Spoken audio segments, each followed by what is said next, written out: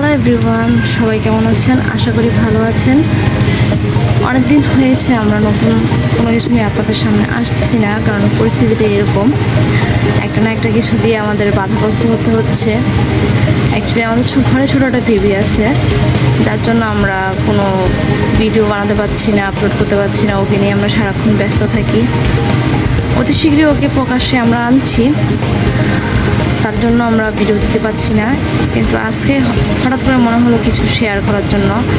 ঘুম থেকে উঠিয়ে দেখি অনেক বৃষ্টি, আর বেসিক্যালি আমরা সকালে নাস্তা রুটি খেয়ে থাকি। আমাদের ঘরে সবাই স্বাস্থ্য সচেতন।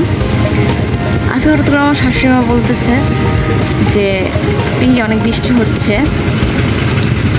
চলো খিচুড়ি আর মাংস খাওয়া যাক।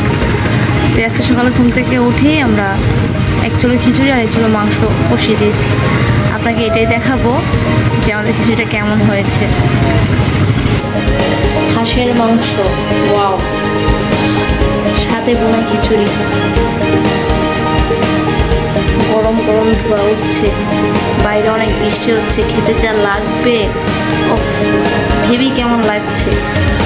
কমেন্ট করে জানাবেন হাতের খিচুড়িটা দেখতে এবং মাংসটা দেখতে কেমন হয়েছে। ভালো থাকবেন সবাই। আবার নতুনত্ব কিছু নিয়ে আসার চেষ্টায় আছি, আশীর্বাদ করবেন।